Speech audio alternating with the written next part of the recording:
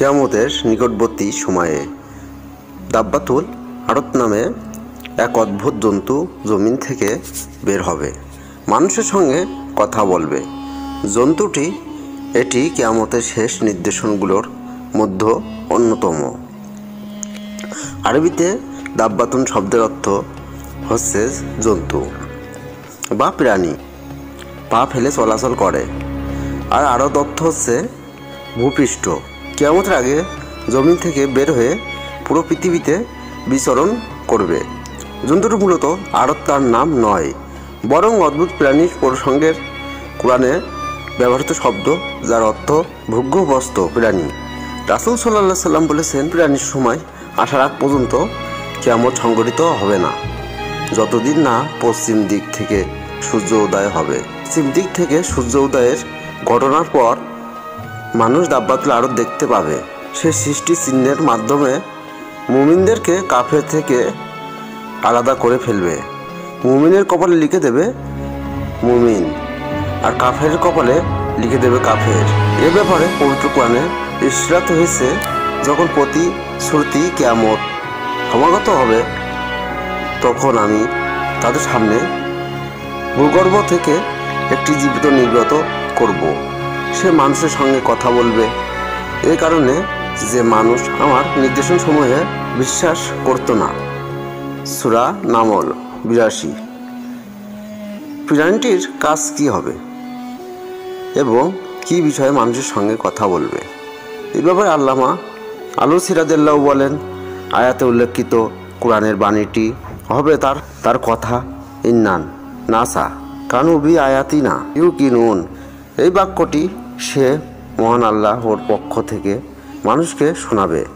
এর মর্ম, আজকের আগে অনেক মানুষই মহান আল্লাহর আয়াত ও নির্দেশনসমূহে বিশ্বাসে করেনি, বিশেষ করে কিয়ামতের আলামত ও তা সংঘটিত হওয়ার বিষয়ে।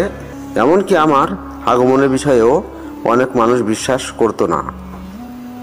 এখন সে সময় এসে গেছে এবং আমিও বের হয়ে এসেছি। দাব্বাতুল আরত সম্পর্কে হাদিস থেকে আরও তথ্য। ১.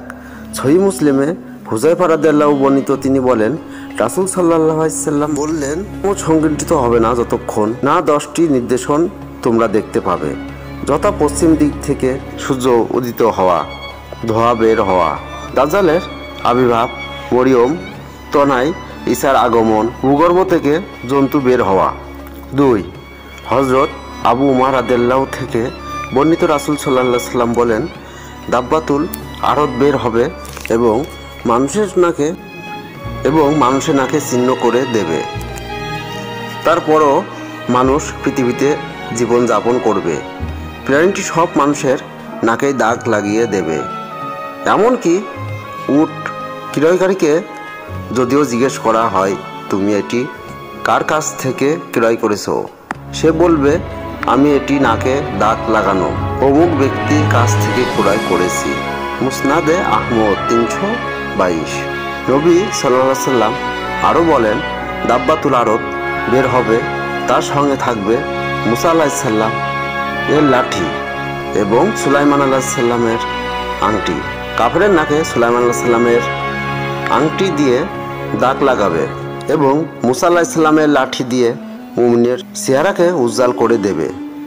লোকেরা খাওয়ার টেবিল ও দস্তরখানায় বসেও একে অপরকে বলবে, হে মুমিন, হে কাফির।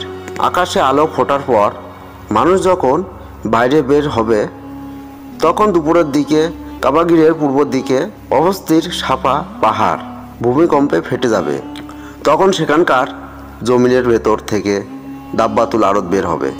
দাব্বাতুল আরত বের হওয়ার সময়কাল বিশ্ববিখ্যাত মুসাফির ইবনে কাসির বলেন, শেষ জামানায় মানুষ যখন নানা পাপাচারে লিপ্ত হবে, মহান আল্লাহর আদেশ পালন বর্জন করবে এবং দিনকে পরিবর্তন করবে, তখন আল্লাহ তাআলা তাদের সামনে এই জন্তু বের করবেন। ইবনে আব্বাস রাদিয়াল্লাহু বলেন, জন্তুটি মানুষের মতোই কথা বলবে। এর মধ্যে বড় কয়েকটি আলামত ঘটে যাওয়ার পর 1 বছর জিলহজ মাসের কোরবানির ঈদের দিবাগত রাত এত দীর্ঘ হতে থাকবে যে উৎকর্ষিত হয়ে পড়বে। শিশুরা ঘুমাতে ঘুমাতে ক্লান্ত হয়ে জেগে উঠবে। গবাদি পশুরা চারণভূমিতে বের হতে ছটফট শুরু করবে। লোকেরা ভয়ে ও আতঙ্কে চিৎকার করে কান্নাকাটি ও দোয়া তওবা করতে থাকবে। এভাবে 3-4 দিন সময় পরিমাণ দীর্ঘ রাতের অবসান ঘটিয়ে চন্দ্রগ্রহণের মতো টিমটিমে আলো নিয়ে পশ্চিম দিক থেকে সূর্য উদিত হবে। এই নির্দেশন প্রকাশ পাওয়ার পর পৃথিবীর সব মানুষ আল্লাহর প্রতি ঈমান আনয়ন করবে এবং তওবা করবে, কিন্তু তখন ঈমান ও তওবা আর কবুল করা হবে না। প্রাণীটির কোন ধরন? দাব্বাতুল আরদ বা অদ্ভুত প্রাণীটির আকৃতি প্রসঙ্গে বিক্ষিপ্তভাবে বিভিন্ন হাদিস পর্যালোচনায় দেখা যায় এর ভেতর থেকে প্রাণী বিশিষ্ট বিদ্যমান থাকবে।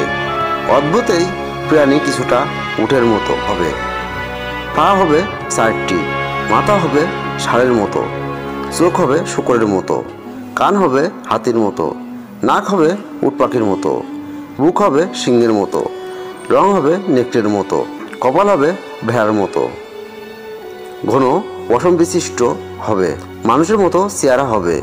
প্রাণীটি কোন শ্রেণীর? এ নিয়ে আলেমরা মতভেদ করেছে। এক ইমাম কুরতুবী বলে এটি হবে সাল্লাল্লাহু আলাইহি সাল্লামের উটনির বাছুর। যখন কাফেররা উটনিকে হত্যা করে ফেলল তখন বাছুরটি পাথরের মাঝে ঠুকে ঠুকে মরেছিল। অনুমতিক্রমে কিয়ামতের পূর্বে বের হয়ে আসবে।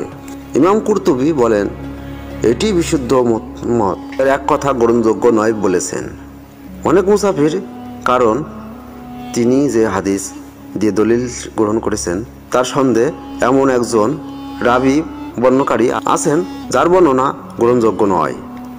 2 কেউ কেউ বলেছেন এটি হবে দাজ্জালের হাদিসে বর্ণিত জাসসাসা গোয়েন্দা। এ মতটিও গ্রহণযোগ্য নয়, কারণ দাজ্জালের হাদিসে যে প্রাণীর কথা এসেছে তার নাম জাসসাসা, আর কিয়ামতের পূর্বে যে প্রাণীটি বের হবে তার নাম দাব্বাতুল আরদ, যা কোরআনে সুস্পষ্টভাবে উল্লেখ করা হয়েছে।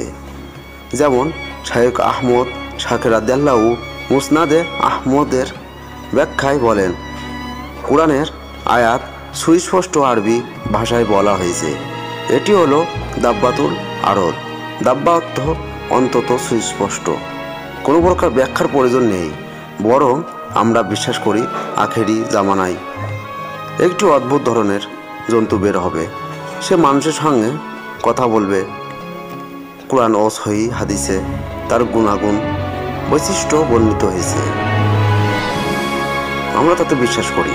3 কেউ কেউ বলেছেন এটি হলো সেই সাপ যা পবিত্র কাবার দেওয়ালে ছিল। কুরাইশরা যখন কাবা ঘর নির্মাণ করার ইচ্ছা পোষণ করল তখন এই সাপটি তাদের নির্মাণ কাজ শুরু করতে মূল বাধা হয়ে দাঁড়িয়েছিল। একটি পাখি এসে সাপটিকে ছো মেরে নিয়ে গেলে নির্মাণ কাজের বাধা দূর হয়ে যায়, কিন্তু এ কথার পক্ষেও কোনো দলিল নেই। এমনই আরও অনেক কথা বর্ণিত আছে, এগুলোর প্রতি গুরুত্বপূর্ণ দেওয়ার কোনো প্রয়োজন নেই, কারণ কোনো একটি মতের সর্বপক্ষে সহি কোনো দলিল পাওয়া যায় না। পৃথিবীর কথা থেকে এটি বের হবে পৃথিবীর সর্বশ্রেষ্ঠ ও সবচেয়ে সম্মানিত মসজিদ থেকে। ইবনে ওমর রাদিয়াল্লাহু বলেন ছাপা পাহাড় ফেটে প্রাণীটি বের হবে। তিনি বলেন আমি যদি চাইতাম তাহলে সেই স্থানটি থেকে বের হবে তাতে পা রেখে দেখাতে পারতাম। 2 জন্তুটি 3 বার বের হবে। প্রথমে বের হবে কাবা ঘর হতে, পরবর্তী একটি গ্রাম থেকে, অতঃপর কিছুদিন লুকিয়ে থাকার পর আবার বের হবে, পরিশেষে কাবা ঘর থেকে বের হবে। এ ব্যাপারে আরও কথা বর্ণিত আছে।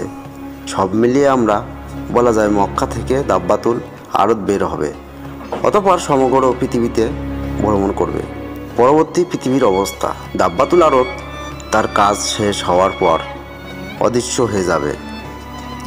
এরপর আল্লাহ তাআলা ইয়ামিনের দিক থেকে রেশমের মতো মুলায়ম একটি বাতাস প্রবাহিত করবেন, যার অন্তরে সামান্য পরিমাণও ঈমান থাকবে তার শরীরে এই বাতাস স্পর্শ করবে, ফলে সব ঈমানদার ব্যক্তির ইন্তেকাল হয়ে যাবে। তারপর পৃথিবীতে শুধু নিকৃষ্ট লোকেরা থাকবে, তাদের ওপর কিয়ামত কায়েম হবে।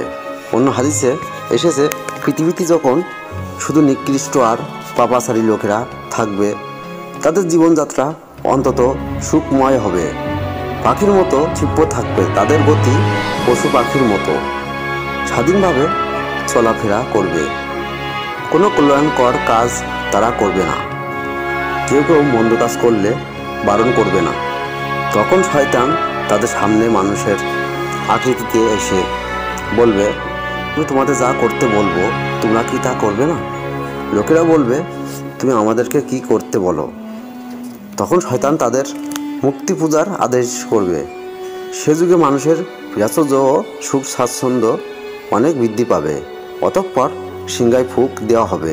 অন্য একটি হাদিসে এসেছে, হযরত আব্দুল্লাহ ইবনে ওমর রাদিয়াল্লাহু থেকে বর্ণিত, তিনি বলেন, পশ্চিম আকাশে সূর্য উদয় ও দাব্বাতুল আরদের আবির্ভাবের পর পৃথিবী আরও 120 বছর অবশিষ্ট থাকবে। এ কথা দিব্য সত্য যে পৃথিবী একদিন ধ্বংস হয়ে যাবে।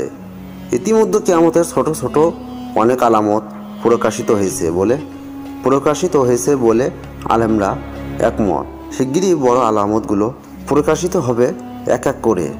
তাই আমাদের এখনই সতর্ক হওয়া উচিত। নানা বিধর্মী ফিতনা থেকে বেঁচে থাকার জন্য চেষ্টা করা উচিত।